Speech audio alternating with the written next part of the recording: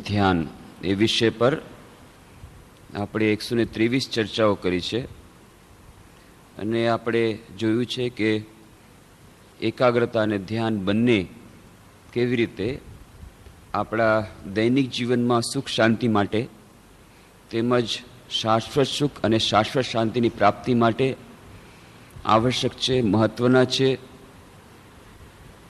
એમને મેળવવાના ઉપાયો અને એકાગ્રતા ધ્યાનનો અભ્યાસ કરવા જતાં જે વિભિન્ન બાધાઓ આવે છે એનું અતિક્રમણ આપણે કેવી રીતે કરી શકીએ એની પણ આપણે ચર્ચા કરી હતી.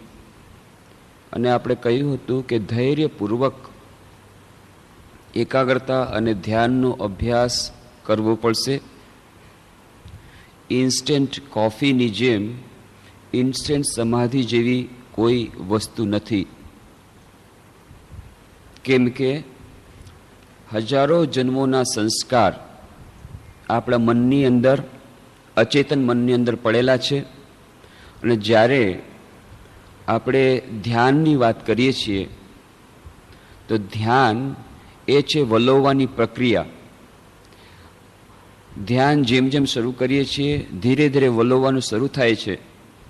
શરૂઆતમાં ચેતન મન વલોવાય છે અને પછી અચેતન મન વલોવાય છે.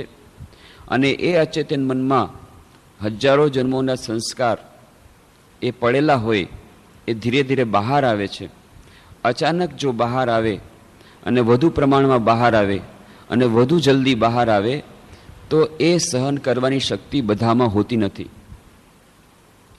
440 વોલ્ટનો ઇલેક્ટ્રિક પાવર એક સાધારણ તારમાં જો પ્રવાહિત કરવામાં આવે તો તાર બળીને ભસ્મ થઈ જાય છે.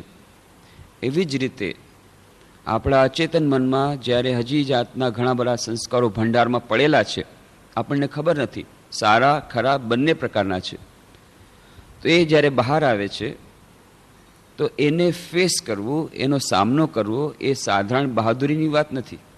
એના માટે ખૂબ બહાદુર જોઈએ છે. અને એટલા જ માટે કહ્યું છે, હરિનો માર્ગ છે સુરાનો, નહીં કાયરનું કામ જોને, પ્રથમ પહેલું મસ્તક મૂકી વળતી લેવું નામ જોને. એમ શું કરવા કહ્યું? એટલા માટે કે જ્યારે એકાગ્રતા ધ્યાનનો અભ્યાસ, આધ્યાત્મિક સાધના શરૂઆતમાં તો બહુ મજા આવે છે, પણ ધીરે ધીરે ધીરે પરમપદની પ્રાપ્તિ માટે જ્યારે પ્રયત્ન કરીએ છીએ તો એ પરમપદની પ્રાપ્તિ માટે મોટી કિંમત ચૂકવવી પડે છે. એક સાધારણ પદની પ્રાપ્તિ માટે કેટલી મોટી કિંમત ચૂકવવી પડે છે એ વિચાર કરો. સાધારણ પદ કેટલી મોટી કિંમત, એટલા માટે થઈને કેટલી દોડધામ, કેટલી જગ્યા ચક્કર લગાવવાના, કેટલી મોટી મોટી થેલીઓ લઈને જવાનું, કઈ કઈ મોટી 5 સ્ટાર 7 સ્ટાર હોટલમાં એ લોકોને જમાડવાનું, એ લોકોને રહેવાની વ્યવસ્થા બધી કરવી પડે એ પદની, સાધારણ પદની પ્રાપ્તિ માટે. તો વિચાર કરો પરમ પદની પ્રાપ્તિ. શ્રીમદ ભાગવતમાં દત્તાત્રેયની વાર્તા આવે છે. દત્તાત્રેય એના ટીટોળા વગેરે 24 ગુરુઓ હતા. કેટલા બધા ગુરુ પાસેથી એણે શિક્ષણ ગ્રહણ કર્યું. જો આજે શ્રીમદ ભાગવત લખાય અથવા આજે જો અવધૂત હોત તો એ કહેત મારા 25 ગુરુઓ છે, 24 નહીં. એ 24 ગુરુઓમાં ઘણા બધા છે. કે એક પારધી હતો, એ પોતાનો જે ભાલો છે એની ધાર તૈયાર કરતો હતો. બાજુમાં બેન્ડ વાજા સહિત આખી જાન ચાલી ગઈ, પણ એને ખબર ન પડી. કેમ? એટલું મન એકાગ્ર હતો. એની પાસેથી હું એકાગ્રતા શીખ્યો. એવી જ રીતે વિભિન્ન પશુ પક્ષી પાસેથી એ ઘણી બધી વાતો શીખે છે. એ દત્તાત્રેય, એ અવધૂત, કે કેવી રીતે હું શીખ્યો કે પેલા પક્ષી પાસેથી શીખ્યો કે વધારે આસક્તિમાં પડવું નહીં.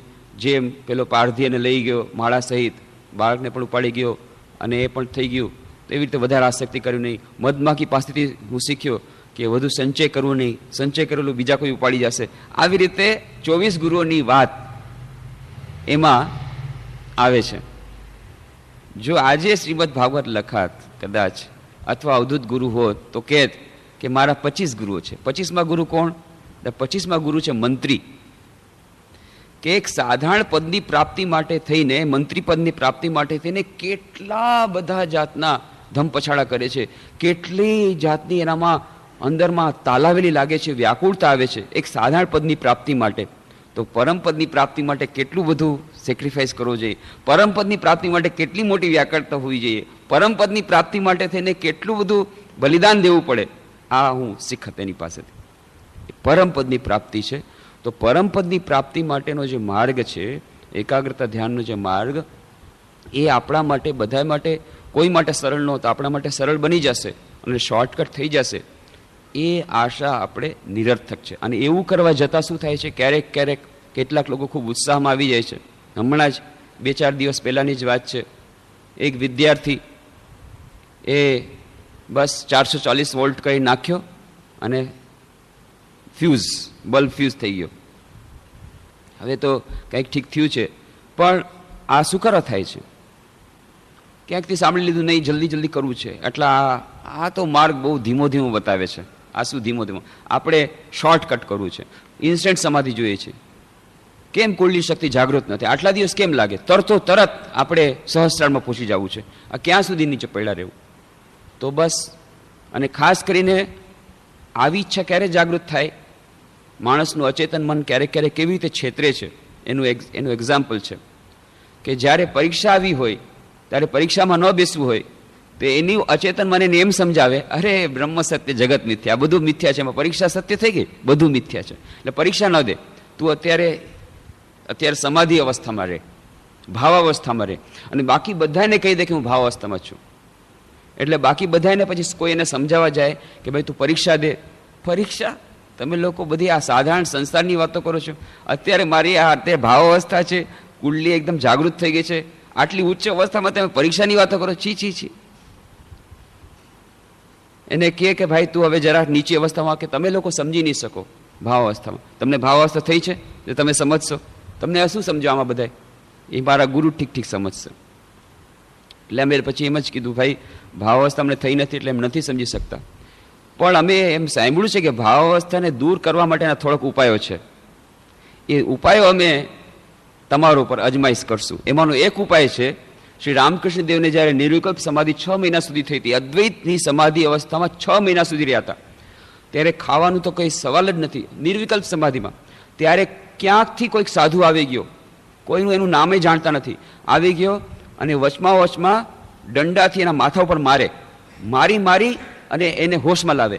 જ્યાં જરાક હોશમાં આવ્યા ત્યાં મોઢામાં થોડુંક ખાવાનું નાખી દે, અને આવી રીતે 6 મહિના સુધી એને એમનો શરીર ટકાવી રાખ્યું હતું રામકૃષ્ણ દેવનું. કે આવા અમે ઉપાયો જાણીએ છીએ, સરસ જાતનો સરસ ક્વોલિટીનો દંડો લાવીએ છીએ, હમણાં તમારી ભાવાવસ્થા દૂર કરી છે. ત્યારે અચાનક દૂર થઈ ગઈ, પછી તરત પરીક્ષામાં લાગી ગયો, તૈયારીમાં. એટલે કેટલાક લોકો એવા હોય છે, પોતાને છેતરે છે, બીજાને છેતરે છે. પણ આ ઇન્સ્ટન્ટ સમાધિ જેવી વાત નથી. એના માટે પ્રાઇસ પે કરવી પડે. અને જેમ દિવાળીના દિવસો છે, બધાય અત્યારે લાગ્યા છે ઘરમાં, ધનતેરસ આવશે એની પહેલાં બધાય તમે જાઓ તો કેટલું બધું ઘરમાં ગંદુ પડ્યું હશે. અત્યારે તો કદાચ સફાઈ થઈ ગઈ હશે, થોડાક દિવસ પહેલાં ગયા હોત તો ખબર પડત, બધી જગ્યાએ ગંદુ. ત્યારે શું કહેશે? અરે તમારું ઘર આટલું ગંદુ છે?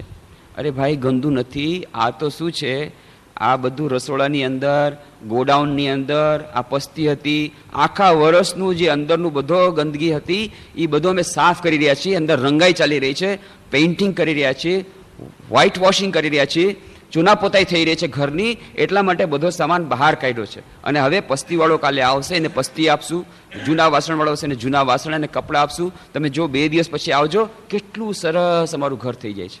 તમે જોજો, દિવાળી વખતે તમે આવજો મીઠાઈ ખાવા માટે, તમે જોજો અમારું ઘર કેટલું સરસ છે. અત્યારે તમે કાંઈ વાત ન કરો. તો એવી જ વાત છે.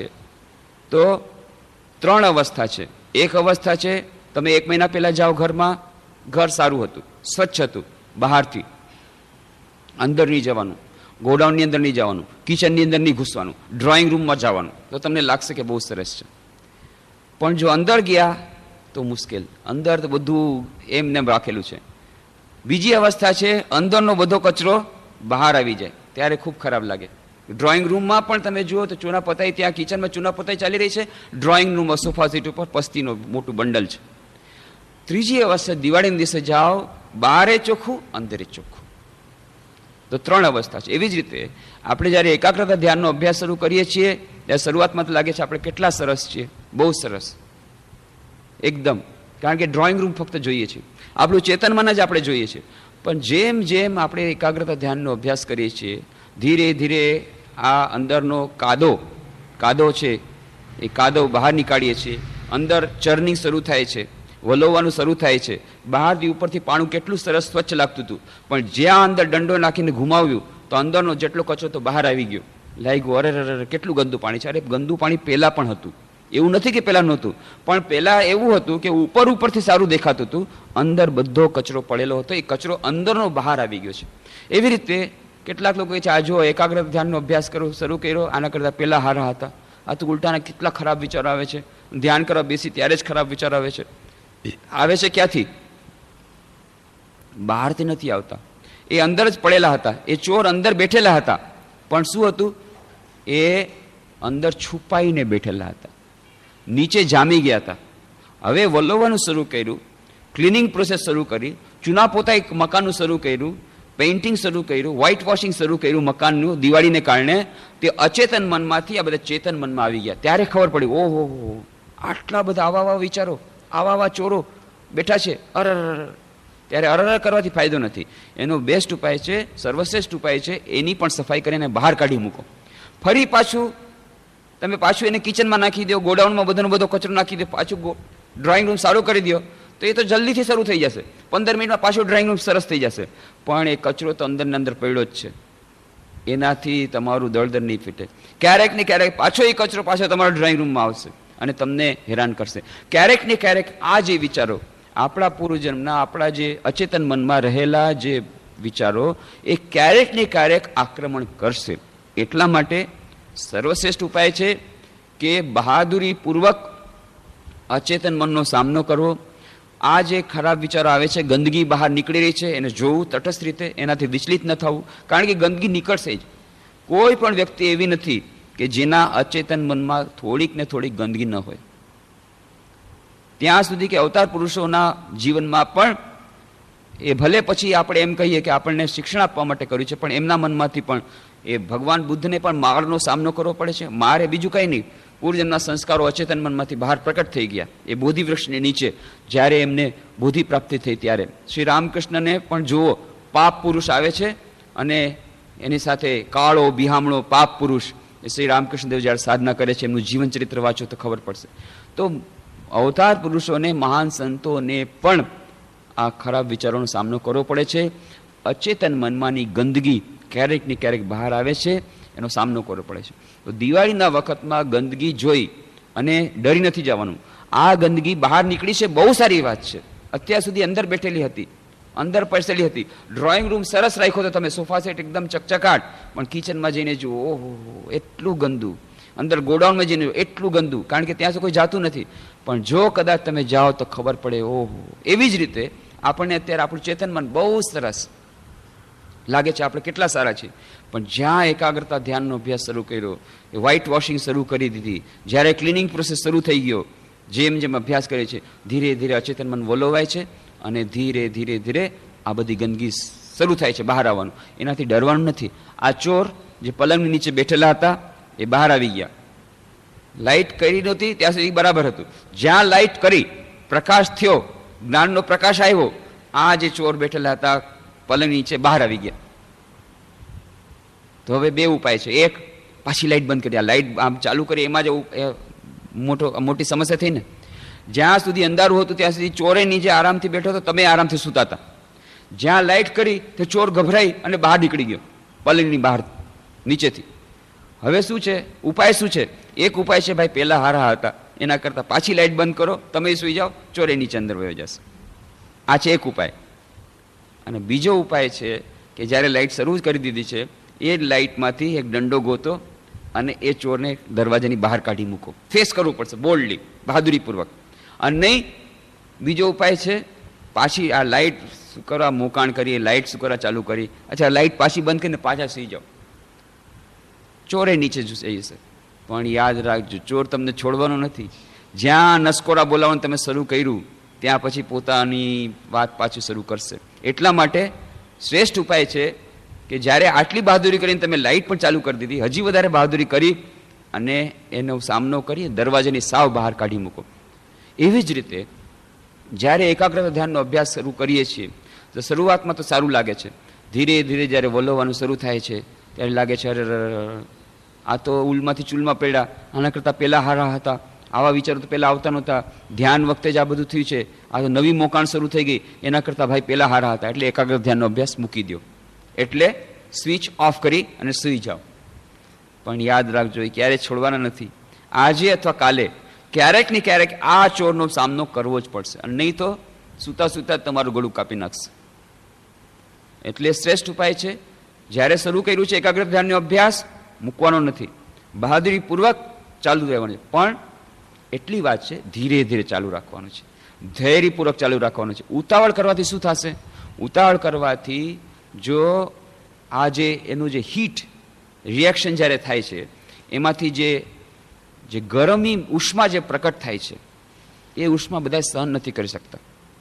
એટલા માટે રિએક્શન ધીરે ધીરે થવું જોઈએ. દરેકે દરેક વ્યક્તિ એકદમથી ઉતાવળેથી એકાગ્ર ધ્યાનનો અભ્યાસ કરવા માટે હજી સક્ષમ નથી. આજે હમણાં કેસ થઈ ગયો એ જે વિદ્યાર્થીનો, એટલા જ માટે થઈ ગયો કે ઇન્સ્ટન્ટ સમાધિ મેળવવા માટે થઈ અને એણે અધીરતાપૂર્વક જે પોતાના ગુરુદેવે બતાવ્યું હતું એ પ્રમાણે અભ્યાસ મૂકી અને બીજા કોઈ એ બતાવ્યા પ્રમાણે એ કરવા ગયો, અને એને કારણે શું થઈ ગયું? એને પોતાની જાતને છેતરી કે મને ભાવાવસ્થા થઈ ગઈ છે, અને બાકી બધાને છેતરા. સારુંથી બચી ગયો કે કોઈક એને બચાવવાવાળા, કોઈક એમને માર્ગદર્શન કરવાવાળા હતા. નહીં તો આવી રીતે કેટલાય લોકોને આવી જાતના એક્સિડન્ટ થાય છે. એ લોકો અધીરતાપૂર્વક ઇન્સ્ટન્ટ સમાધિ પ્રાપ્ત કરવા માટે થઈ અહીંયાથી ત્યાંથી કંઈક સાંભળી લે અને પછી પ્રાણાયામ કે એવી કોઈ બીજી પ્રક્રિયા કે એવી શોર્ટકટ પ્રક્રિયા કરે, અને પછી ઉપરનું માળ જ્યારે ખાલી થઈ જાય, કાં પાગલખાનામાં કાં સાયકેટ્રિક પાસે જાય, અને એક સાધક જ્યારે આવી રીતે પડે છે, હજારો એની ઇફેક્ટ હજારો બીજા સાધકો પર પડે છે. અરે ભાઈ સાવધાન, એના કરતાં આપણે એકાગ્ર ધ્યાન નથી કરવું, એના કરતાં આપણે સારા છે ભાઈ, એ વળી કરે આની જેમ પાગલ થઈ જાય તો ના, એ એકાગ્ર ધ્યાન નથી કરવું. કેમ? એક વ્યક્તિ, એનો અર્થ નથી કે એકાગ્રતા ધ્યાનનો અભ્યાસ ખરાબ છે, નહીં. એકાગ્ર ધ્યાનનો અભ્યાસ જો સિસ્ટમેટિકલી વ્યવસ્થિત રીતે ન કરવામાં આવે અને અધીરતાપૂર્વક વગર કોઈ ગુરુના માર્ગદર્શન હેઠળ પોતાની ઈચ્છા પ્રમાણે કરવામાં આવે તો જ આવી જાતના ભયો ઉત્પન્ન થાય છે. અને એટલા જ માટે એ વ્યક્તિ પોતે તો પડે છે, એનું પોતાનું તો નુકસાન થઈ ગયું, બાકી હજારો સાધકોનું નુકસાન થઈ ગયું. જે લોકો એને જુએ છે, અરે આજો શું થઈ ગયું ભાઈ, અરે ભાઈ એ તો પાગલખાનામાં, શું કરવા? ના, એ ધ્યાનનો અભ્યાસ કરતો હતો ને એટલા માટે. હે, ધ્યાનનો અભ્યાસ કરતો એમાં પાગલ થઈ ગયો? બાપરે બાપ, હું ધ્યાન કરવાનો હતો, હવે છોડી દો ભાઈ, આપણે ધ્યાન નથી કરવું, આપણે પાગલખાનામાં જવું પડે તો. આવી રીતે 1000 સાધકોને જે ધ્યાન આપણા દૈનિક જીવન માટે આટલું મહત્વનું છે, એમાંથી આપણે એને વિરત કર્યા, આ વિધું નુકસાન કર્યું. એટલા માટે સિસ્ટમેટિકલી ધીરે ધીરે ધૈર્યપૂર્વક એકાગ્રતા ધ્યાનનો અભ્યાસ જો આપણે કરશું, કોઈ કાળે આપણું અનિષ્ટ નહીં કરે. જો આપણે સિસ્ટમેટિકલી કરશું, કોઈ કાળે અનિષ્ટ નહીં કરે. અત્યંત મહત્વપૂર્ણ છે, આપણા દૈનિક જીવનમાં એટલું જ મહત્વનું છે જેટલો મહત્વનો ખોરાક છે. દિવાળી વખતે કે એકાગ્રતા અને ધ્યાન શું કરવું છે ભાઈ? અત્યારે તો દિવાળી છે, કેટલાક કહે છે ભાઈ અત્યારે હવે આ પાછું એકાગ્ર ધ્યાન રાખ્યું, અત્યારે દિવાળી છે, કેટલી મજા આવે. ઠીક છે ભાઈ, એકાગ્ર ધ્યાન એટલા માટે દિવાળી તો ઠીક છે, તો દિવાળી છે તો તમે કેટલા દિવસથી નથી ખાધું? લ્યો, દિવાળીમાં ખાવાનું છોડવાનું હોય તો વધારે ખાવાનું હોય. કેટલી આઈટમ અમારે તો બનાવી છે, ડબ્બા સજાવીને રાખ્યા છે. આ દિવાળીમાં તો વધારે ખાવાનું હોય, તો દિવાળીમાં ખાવાનું નથી છોડવાનું ના. તો જો તમે ભૌતિક ખોરાક છોડતા નથી દિવાળીમાં, તો આ માનસિક ખોરાક એકાગ્રતા ધ્યાનનો કેમ છોડો છો? પ્રાર્થના એ માનસિક ખોરાક છે, ગાંધીજી કીધું છે. તો એકાગ્રતા ધ્યાનનો અભ્યાસ એ માનસિક ખોરાક છે, એ કેમ દિવાળીમાં છોડી દો છો? એ સૌથી પહેલા એનો સેક્રિફાઈસ કેમ કરો છો? ભૌતિક ખોરાક તો છોડતા નથી, બલકે વધારે ખાવ છો દિવાળી વખતે. તો આમાં કેમ દિવાળીનું વેકેશન આવી જાય છે એકાગ્ર ધ્યાનના અભ્યાસ માટે? એટલા માટે કિચન એ ક્યારે બંધ થતું નથી. કિચન એ રસોડું એ હંમેશા ચાલતું હોય છે, રસોડામાં કોઈ રજા નથી. એટલા જ માટે એક મેનેજમેન્ટ એક્સપર્ટ એમણે એક ભાઈને પૂછ્યું, એક મેનેજરને પૂછ્યું કે ભાઈ તમે શું કરો છો? તો કે હું અહીંયા ફલાણાનો ડેપ્યુટી મેનેજર છું ફલાણી કંપનીમાં. તમારી પત્ની શું કરે છે? કાંઈ નથી કરતી. કાંઈ નથી કરતી? શું વાત કરો છો? તો કે ના, કાંઈ નથી કરતી. એ ઘરમાં જ બેઠી હોય છે, પણ ઘરમાં બેઠી બેઠી કંઈ કરે છે કે નહીં? હા, એમ તો કામ કરે છે. તો પછી તમે કહો છો કાંઈ કામ નથી કરતી. પછી એ મેનેજમેન્ટ જોડે બતાવ્યું, અચ્છા તમે શું કામ કરો છો ડેપ્યુટી મેનેજર તરીકે, તમારું શું કામ હોય છે, કેટલા વાગે ઓફિસે જાઓ છો? અચ્છા આટલા વાગે ઓફિસે ગયા, 9 વાગે, સાંજના 5 વાગે આવ્યા.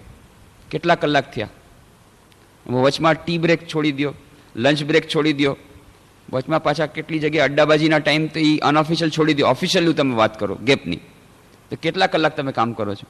અને પાછી EL, CL, મેડિકલ લીવ, આ બધું કરો, પબ્લિક હોલિડેઝ, રેસ્ટ્રિક્ટેડ હોલિડેઝ, આ કરીને તમે આખા વર્ષમાં કેટલા કલાક કામ કરો છો? અને તમારે પત્ની સવારના 5 વાગ્યામાં ઉઠે છે, 5 વાગ્યામાં શરૂઆત થઈ જાય, બાળકોને નવડાવવા ધોવડાવવાને એને તૈયાર કરીને સ્કૂલે મોકલવા, પાછા તમને 9 વાગે જવું એટલે તમારું પાછું ટિફિન તૈયાર કરી દેવું, તમને જમાડવા, તમને રહણ કરી દઈએ, પાછું આ ઘરની સફાઈ કરવાની, કપડાં ધોવાના, બધું આખું ઘરનું મેનેજમેન્ટ કરે, હાઉસ હોલ્ડ મેનેજમેન્ટ. પછી સાંજના તમને આવે છોકરા 2 વાગે આવે, પછી એ લોકોને જમાડવાના, એ લોકોને ટ્યુશન ભણાવવાનું, એ કરીને પછી ત્યાં તમે આવી જાઓ, હાજર થઈ જાઓ સાંજના, એટલે તમને જોવાના. પહેલાં સૌથી પહેલાં ચાનો કપ તમને ન આપે તો તમે પાછા ગરમ થઈ જાઓ, એટલે તરત જ પેલો તમને ચાનો કપ આપે. ઠેઠ રાતના 11 વાગ્યા સુધી પછી જમાડવાનું, એ કરીને રાતના 11 વાગે સુવા જાય, સવારના 5 વાગ્યાથી 11 વાગ્યા સુધી કામ કરે. અને રવિવારના નો હોલિડે, શનિવારના નો હાફ હોલિડે, નો રેસ્ટ્રિક્ટેડ હોલિડે, નો પબ્લિક હોલિડે, અને હોલિડેમાં તો વધારે ગેસ્ટ હોય એટલે વધારે કામ હોય. તમને દિવાળીનું વેકેશન, તમને સમર વેકેશન, એને દિવાળીના દિવસો વધારે કામ હોય, વધારે ગેસ્ટ આવે, અને સમર વેકેશનમાં તો વધારે ગેસ્ટ એટલે વધારે કામ હોય. તો સવારના 5 થી લઈને રાતના 11 સુધી કામ કરે, નો હોલિડે, નો EL, નો CL, Sunday, Saturday, Diwali vacation, summer vacation, કાંઈ કરતા કાંઈ નહીં. અને પાછા તમે કહો છો કાંઈ નથી કરતી, તો એ તો તમારા કરતાં વધારે કામ કરે છે. અને એટલા જ માટે એ જે હાઉસહોલ્ડ મેનેજમેન્ટ એ અત્યારે મહત્વનું થઈ રહ્યું છે. અહીંયા મિસ્ટર NH અથરેયા મેનેજમેન્ટ કન્સલ્ટન્ટ છે, એ આવ્યા હતા 1 અને 2 જુલાઈ મેનેજમેન્ટ વિશે સેમિનાર યોજાયો હતો, રાજર્ષિ મેનેજમેન્ટ વિશે. અને ત્યારે એમણે બહુ સુંદર વાત કરી કે પૂનામાં MBA એના એડમિશન માટે એમણે ઇન્ટરવ્યૂ લેવાનો હતો, અને કહી રહ્યા હતા કે આજકાલ બહેનો વધારે આવે છે MBAના એડમિશન માટે. તો એક બહેનનો ઇન્ટરવ્યૂ લેતા કીધું, તમે કેમ MBAના કોર્સમાં જોડાવા માગો છો? કે સર વાત એમ છે કે આજકાલ જો તમારે આદર્શ હાઉસવાઈફ પણ બનવું હોય, આદર્શ ગૃહિણી, એના માટે MBAનો કોર્સ જરૂરી છે. આખરે કીધું બસ તમે પાસ થઈ ગયા. વાત સાચી છે. તો મેનેજમેન્ટ દરેકે દરેક ક્ષેત્રમાં મહત્વનું છે. તો જેવી રીતે મેનેજમેન્ટ દરેક ક્ષેત્રમાં મહત્વનું છે, તો મેનેજમેન્ટ સારું કરવું હોય તો કાર્યદક્ષતા માટે એકાગ્રતા દરેકે દરેક ક્ષેત્રમાં આવશ્યક છે. દરેકે દરેક ક્ષેત્રમાં એકાગ્રતાની આવશ્યકતા છે. અને એટલા માટે એકાગ્રતા અને ધ્યાનનો અભ્યાસ આપણે દિવાળી વેકેશન નથી મનાવવાનું, કોઈ વેકેશન નથી મનાવવાનું. હંમેશા જેમ ભૌતિક ખોરાક આપણા દૈનિક જીવન માટે અત્યંત મહત્વનો છે, એવી જ રીતે આ એકાગ્રતા ધ્યાનનો અભ્યાસ આપણા માનસિક સ્વાસ્થ્ય માટે એટલો જ મહત્વનો છે. એટલા માટે નિયમિત એ અભ્યાસ કરવો પડશે. અને એકવાર જો આપણે એમાં ગેપ આપશું, એમાં જો અવકાશ આપશું, તો જે લોકો ખરેખર એકાગ્રતા ધ્યાનનો અભ્યાસ કરે છે એ લોકો સમજી શકે છે, એ વાતને સમજી શકશે કે જો કદાચ તમે 2 દિવસ વચમાં એકાગ્રતા ધ્યાનનો અભ્યાસ છોડી દો તો ત્રીજે દિવસે ધ્યાન કરવામાં ખૂબ મુશ્કેલ પડે છે, ખૂબ મુશ્કેલ પડે છે. કેમ? જેવી રીતે કોઈક વ્યક્તિ જો 15 દિવસ, આજકાલ નેચરોપેથી બહુ ચાલે છે ને, કોઈ ઉપવાસ કરવાનું કહે છે, 15 દિવસથી એને ઉપવાસ કરાવી દો અને 16મે દિવસે એને ત્યાં મોકલી દો કોઈ પાર્ટીમાં, મેરેજ પાર્ટીમાં, કે ભાઈ તારે હવે 40 રસ ગુલાબજાંબુ ખાવાના છે, નહીં ખાઈ શકે, અશક્ય છે એના માટે. કારણ કે 15 દિવસના ઉપવાસ કર્યા છે. સૌથી પહેલાં લીંબુનું પાણી થોડુંક આપો, એનાથી એને શરૂઆત કરવી પડશે. જો કદાચ એ સાહસ કરીને એ 40 ગુલાબજાંબુ ખાવા જશે બીજાની જેમ, તો તરત જ એને રામ રમી જશે, કાં હોસ્પિટલમાં જવું પડશે. એટલા માટે જેમ ઉપવાસ કરવાથી ધીરે ધીરે ધીરે જમવાની કેપેસિટી ઓછી થઈ જાય છે, એવી જ રીતે માનસિક ઉપવાસ કરવાથી, આ એકાગ્રતા ધ્યાનના ઉપવાસ કરવાથી આપણી ધ્યાન કરવાની કેપેસિટી ધીરે ધીરે ધીરે ઓછી થઈ જાય છે. અને આપણે ઓલા ઉપવાસ તો 1-2 દિવસ કરીએ છીએ, પણ આ માનસિક ઉપવાસ દિવસોના દિવસો, ક્યારેક મહિનાના મહિના, ક્યારેક વર્ષોના વર્ષો કરીએ છીએ. કહીએ છીએ 58 વર્ષની ઉંમર થશે, રિટાયરમેન્ટ જે દિવસ થઈશ એ દિવસથી એકાગ્ર ધ્યાનનો અભ્યાસ શરૂ કરીશ, ત્યાં સુધી નકોરડા ઉપવાસ હું કરીશ. નકોરડા 1 મિનિટ હું ધ્યાન નહીં કરું. મારે બિલકુલ ધ્યાનની વાત જ નહીં કરતા, બિલકુલ નહીં.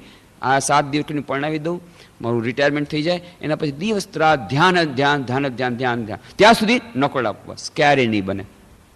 તમે નકોરડા ઉપવાસ જો 15 વર્ષ સુધી કરશો અને પછી 40 ગુલાબજાંબુ ખાવા જશો તો તમારું ખતમ. એવી રીતે અત્યારે તમે એકદમ નકોરડા ઉપવાસ કરશો ને અચાનક તમે કહેશો પછી દિવસ રાત હું ધ્યાન કરીશ, અશક્ય છે. આજે 1 મિનિટ પણ જો ધ્યાન કરશો, ધીરે ધીરે 1 મિનિટમાંથી 2 મિનિટ વધારતા દરરોજની જો 2 મિનિટ પણ કરી હશે તો પણ 3 મહિના પછી 2 મિનિટથી 3 મિનિટ કરવામાં વાંધો નહીં આવે. એટલા માટે નિયમિતતા, ધ્યાનના અભ્યાસમાં નિયમિતતા અત્યંત આવશ્યક છે. અને એક વિચિત્ર વાત છે, જ્યારે એકાગ્રતા ધ્યાનના અભ્યાસમાં આપણે થોડીક પણ ઢીલ મૂકીએ છીએ તો એક ઓટોમેટિક સિસ્ટમ છે, ત્યાંથી 10 ગણી ઢીલ પોતાની મેળે આવી જાય છે. આપણે થોડુંક જ મૂકવાનું છે, જરાક જ મૂકવાનું છે, થોડીક ગ્રીપ મૂકવાની છે. આ મનનો સ્વભાવ એવો છે કે તરત જ એ કહેશે કે વાહ તમે મને આપી દીધું તો હવે હું 10 ગણું ઓછું કરી દઈશ. આ એક ઓટોમેટિક સિસ્ટમ છે અને આ બધા માટે લાગુ પડે છે, ફક્ત આપણા માટે નહીં.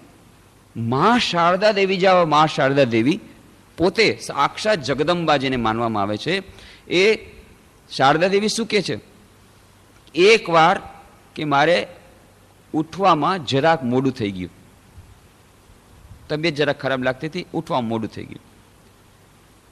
બસ દરરોજ સવારના વહેલા ઉઠી જતા 3 વાગ્યામાં, કોઈને ખબર ન પડે એવી રીતે તૈયાર થઈ જતા હતા. ત્યાં દક્ષિણેશ્વરમાં નોબતખાનામાં રહેતા હતા. એવી રીતે તૈયાર થઈ જતા 3 વાગ્યામાં ઉઠીને નાહી ધોઈને 4 વાગ્યામાં પોતાના ઓરડીમાં, એ નાનકડી ઓરડી એ નોબતખાનાની ત્યાં દક્ષિણેશ્વરના મંદિરમાં, કે કોઈને ખબર નહોતી પડતી. કેટલા વર્ષ પછી ત્યાંના ખજાનચી હતા, ભોલેરામ ખજાનચી, તો એને કોઈકે પૂછ્યું કે ભાઈ આમ સાંભળ્યું છે કે રામકૃષ્ણ દેવના તો લગ્ન થઈ ગયા છે ને પત્ની શારદા દેવી અહીંયા જ રહે છે કે હા મેં સાંભળ્યું છે કે 15 વર્ષથી અહીંયા રહે છે, પણ જોયા કોઈ દિવસ નથી મેં. 15 વર્ષથી રહે છે એ મેં સાંભળ્યું છે. ખજાનચી પોતે કહે છે દક્ષિણેશ્વર મંદિરના પૂજા ખજાનચી, પણ જોયા મેં હજી સુધી નથી. એવી રીતે પોતાનું કામ બધા પતાવે, સવારના 3 વાગ્યામાં ઉઠીને બધું પતાવી અને કરી લેતા. પણ એ શારદા દેવી શું કહે છે કે આવી રીતે હું દરરોજ સવારના 3 વાગે ઉઠીને 1 લાખ જપ કરતી, આ બધું કહે છે. એક દિવસે જરા તબિયત ખરાબ હતી એટલે જરાક મોડું ઉઠાઈ ગયું. પછી બીજે દિવસે એમ થયું અચ્છા આવતીકાલથી વહેલી ઉઠીશ. ત્રીજે દિવસે અચ્છા આવતીકાલથી વહેલી ઉઠીશ. થોડાક દિવસ આમ ચાલ્યું. અચાનક એક દિવસ થયું અરે એક દિવસ હું મોડી ઉઠી, એમાં તો આળસ નામના રાક્ષસે મારા મન ઉપર એવો કબજો કર્યો કે રોજ આવતીકાલ કરે છે. નહીં, પછી ફર્મ ડિટર્મિનેશન કર્યું, નહીં, વિલ પાવર કરીને મારે આવી રીતે આળસના રાક્ષસના સંકજામાં નથી આવું. આજ કાલે તો હું ગમે તેમ કરીને ઉઠીશ, ગમે તે થશે. પછી બીજે દિવસથી એલાર્મ નહોતું, બરાબર બીજે દિવસથી પાછું ઉઠવાનું શરૂ કરી દીધું. તો મા શારદાદેવી પોતાના અનુભવ ઉપરથી કહે છે કે આ મનનો સ્વભાવ એવો છે કે તમે જરાક ઢીલ આપો તો એ 10 ગણી ઢીલ પોતાની મેળે લઈ લે છે. અને આળસ નામનો રાક્ષસ તો રાહ જોઈને જ બેઠો છે કે તમે જરાક તમે કયો ગ્રીન સિગ્નલ આપો એટલે તરત જ કહે છે. સવારના તમે કહેશો કે તું હું હવે 5 ને બદલે 5:30 ઉઠીશ, તો કે તું તારે 7 વાગ્યા સુધી સૂજે ને હું છું તારી સાથે. 7 વાગે તને 7 વાગ્યા પહેલા તને ઉઠવા જ નહીં દઉં, તું તારી ચિંતા નહીં કર. હવે તે એકવાર જયારે મને આપી દીધું ગ્રીન સિગ્નલ, તો હવે જો કેટલાય દિવસ સુધી ચાલશે. એ પછી માંડ એને પાછી ટ્રેનને પાટે ગાડી ચડાવવી બહુ મુશ્કેલ છે, બહુ જ મુશ્કેલ છે. એટલા જ માટે એકાગ્ર ધ્યાનના અભ્યાસમાં નિયમિત એટલા માટે કહે છે કે એકવાર જો ગાડી પાટામાંથી ઉતરી તો એને પાછી પાટે ચડાવવી બહુ મુશ્કેલ છે. એટલા માટે ઉતરવા જ ન દેવી, એક દિવસ પણ અપવાસ કરવા જ ન દેવો. ગમે એટલું હોય, થોડુંક તો થોડુંક, ગમે એટલું કામ હોય. સ્વામી બ્રહ્માનંદજી મહારાજ કહે છે ધ્યાન ધર્મ સાધનામાં, ગમે એટલું કામ હોય તો કમસે કમ આંખ મીચી લેવી. તમે ટ્રેનમાં હો, બસમાં હો, ગમે તેમ ગમે એટલું કામ હોય, ઘરમાં કોઈ મોટી આફત આવી ગઈ હોય, કોઈનું મૃત્યુ થઈ ગયું હોય કે કોઈ વિવાહ હોય, તેમ છતાં ઉઠીને તરત જ 2 મિનિટ અને રાતના સુધી 2 મિનિટ, આ ટાઈમ તો તમારો છે. ક્યારેક એવું બને કે 24 કલાક તમે જાગતા છો, સુવાનું છે જ નહીં. અડધી કલાક પણ જો તમે સૂતા હો 24 કલાકની અંદર તો આ કરી શકાય. 24 કલાકની અંદર અડધી કલાક માની લો સૂતા, કે રાતના 12 વાગે સૂતા, 12:30 વાગે ઉઠી ગયા, કેટલું બધું કામ છે. તો 12 વાગે સૂતી વખતે 2 મિનિટ ધ્યાન અને 12:30 વાગે ઉઠીને 2 મિનિટ ધ્યાન, આટલું થઈ જ શકે છે. કોઈ કહેશે કે ના અમે તો 24 કલાક લિટરલી કામ કરે છે, આખી રાત અને આખો દિવસ, એની વચ્ચે પણ અમે એકદમ કામ કામ કામ કામ એટલું બધું કામ છે, તો એની વચ્ચે પણ ક્યારેક આંખ પલકારા મારે છે કે નહીં? એ પલકારા જ્યારે મારે ત્યારે પલકારા જ્યારે જોરથી મારી લેવા, 1 મિનિટ માટે ધ્યાન કરી લેવું વચમાં ક્યારેક પણ આ રેગ્યુલરિટી ધ્યાનની અત્યંત મહત્વની છે. નિયમિતતા અત્યંત આવશ્યક છે. એકવાર જો એમાં અનિયમિતતા આવી જાય છે તો પાછી ગાડીને પાટે ચડાવવી અત્યંત મુશ્કેલ પડે છે. અને એટલા જ માટે એ આપણે કહ્યું હતું કે એકાગ્રતા ધ્યાનનો અભ્યાસ, એમાં અપવાસ કરવાથી નહીં ચાલે. આપણે એ રેગ્યુલરલી એ કરવું પડશે. અને જે આપણે વાત કરી હતી કે કાર્ય તો આપણે કરવું જ પડશે.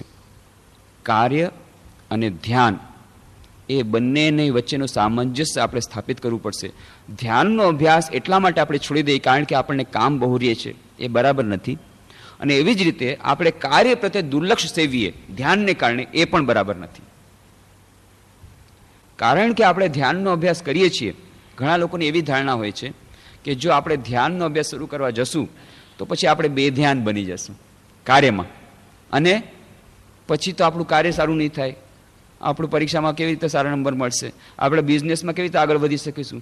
ઓફિસમાં સારું કામ નહીં થાય. એટલા માટે ધ્યાનનો અભ્યાસ આપણે નથી કરવો. જ્યારે કામ બધું પતી જશે, રિટાયરમેન્ટ થયા પછી આપણે ધ્યાનનો અભ્યાસ કરશું. આ ભૂલ ધારણા છે. જો ખરેખર ધ્યાનનો અભ્યાસ સારી રીતે કરવામાં આવે તો એનાથી મનની એકાગ્રતા વધે છે, એનાથી કાર્યની કુશળતા વધે છે. અને એટલું જ નહીં, મનની એકાગ્રતા વધવાથી કાર્યની કુશળતા એટલી બધી વધશે કે જે કામ 10 કલાકમાં થતું હતું 1 કલાકમાં થઈ શકે, અને વધુ ક્વોલિટી એની સારી થશે.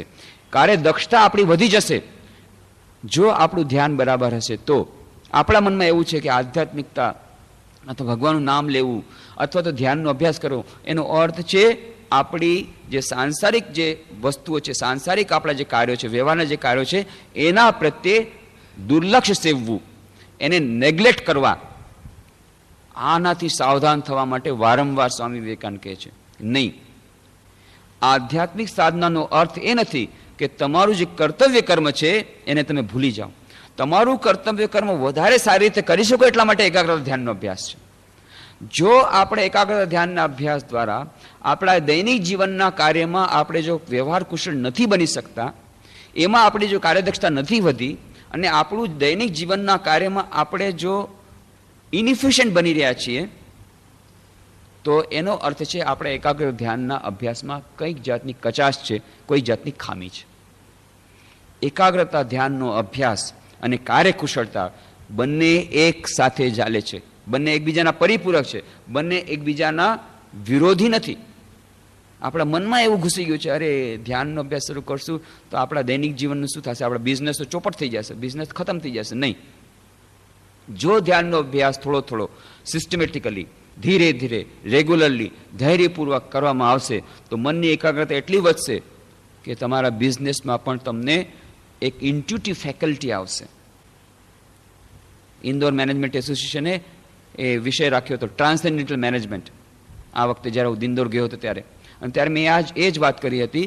અત્યારે આ ઇન્ટરનેટનો જમાનો છે, ગ્લોબલાઇઝેશનનો જમાનો છે, ગ્લોબલાઇઝેશન થઈ રહ્યું છે, લિબરલાઇઝેશન, ગ્લોબલાઇઝેશનને કારણે આખા વિશ્વમાં એટલી બધી સ્પર્ધા વધી રહી છે કે ઓર્ડિનરી મેનેજમેન્ટ નહીં ચાલે. ઇન્ટ્યુટિવ ફેકલ્ટી ડેવલપ કરવી પડશે. અને આપણા દૈનિક જીવનમાં આપણી જે કાર્યદક્ષતા છે, આપણી પાસે જે બુદ્ધિ કૌશલ્ય છે, આપણી પાસે જે એનર્જી લેવલ છે, એ એનર્જી લેવલને વધારવું પડશે. જો નહીં વધારી શકીએ તો આપણે કોમ્પિટિશન નહીં ટકી શકીએ. અને આ એનર્જી લેવલ વધારવા માટે થઈને આપણે જે કુંડલિની શક્તિને જાગરણ કયો અથવા એનર્જી લેવલ જે આપણી શક્તિનો જે પુટ છે એને વધારાની વાત કયો, ઇન્ટ્યુટિવ ફેકલ્ટીને ડેવલપ કરવાની વાત કયો, આપણી બુદ્ધિને હજી વધુ સૂક્ષ્મ બનાવવાની વાત કરો. આ બધું ત્યારે જ થઈ શકે જ્યારે આપણે આપણી જે અત્યારની માનસિક શક્તિઓ છે, જ્યાં સુધી આપણે એને ટ્રાન્સેન્ડ નથી કરતા, એનું અતિક્રમણ નથી કરતા, આપણી જે અત્યારની માનસિક શક્તિઓ છે એનું અતિક્રમણ નથી કરતા, અત્યારે આપણી જે માનસિક જે વીકનેસીસ છે, આપણી જે અત્યારની લિમિટેશન્સ, જે સીમાઓ છે, એનું જ્યાં સુધી લંઘન નથી કરતા, ટ્રાન્સેન્ડ નથી કરતા, ત્યાં સુધી આપણે આજના જમાનામાં ટકી શકશું નહીં. અને એટલા માટે પણ આપણા દૈનિક જીવનમાં પણ આપણે ટકાવવા માટે એકાગ્રતા ધ્યાનનો અભ્યાસ આવશ્યક છે. આ ટ્રાન્સેન્ડેન્ટલ મેનેજમેન્ટ શું છે? બીજું કાંઈ નથી. ટ્રાન્સેન્ડેન્ટલ મેનેજમેન્ટનો અર્થ છે આપણા દૈનિક જીવનમાં આપણી જે કાર્યક્ષમતાઓ છે એનું અતિક્રમણ કરવું, આપણી જે એનર્જી લેવલ છે એનું અતિક્રમણ કરવું, આપણી જે અત્યારની માનસિક સીમાઓ છે, આપણી જે માનવીય સીમાઓ છે, હ્યુમન લિમિટેશન્સ, એનું અતિક્રમણ કરવું, એને ટ્રાન્સેન્ડ કરવું. અને એ ટ્રાન્સેન્ડ કરવા માટે સૌથી વધારે મહત્વની વાત છે એકાગ્રતા ધ્યાનનો અભ્યાસ. અને એનો દૈનિક અભ્યાસ, રેગ્યુલર અભ્યાસ કરવો પડશે. આપણા દૈનિક જીવનમાં પણ આગળ વધવું પડશે તો. અને કાર્ય અને પૂજા એ બંને સાથે સાથે ચાલશે. Work and worship must go hand in hand. Swami Brahmanandji Maharaj વારંવાર કહે છે ધ્યાન ધર્મની સાધના ઇટર્નલ કમ્પેનિયન પુસ્તકમાં, work and worship must go hand in hand. એક સાથે ચાલવું પડશે. કેટલાક લોકો કહે છે ને અમે ફક્ત વર્ક કરશું, ખોટું. કેટલાક અમે ફક્ત વર્શિપ કરશું, ખોટું. ફર્સ્ટ વર્ક એન્ડ વર્શિપ, પછી work as worship, third work is worship. છેલ્લે એવી સ્થિતિ આવશે કાર્ય જ પૂજા બની શકશે. કાર્ય જ પૂજા બની જશે ત્યારે પછી અલગથી પૂજા કરવાની જરૂર નહીં પડે, ત્યારે તમને અલગથી ધ્યાન કરવાની જરૂર પડે. તમારું કાર્ય જ એક પ્રકારનું ધ્યાન હશે, પણ એ અત્યંત ઉચ્ચ અવસ્થા. એના પહેલા કાર્ય અને પૂજા, કાર્ય અને ધ્યાન એ બંને સાથે સાથે ચલાવવું પડશે. દૈનિક જીવનમાં દરરોજ થોડોક સમય આપણે ધ્યાન અને એકાગ્રતાના અભ્યાસ માટે આપવો જ પડશે. સાથે સાથે કાર્ય પણ કરવું જ પડશે.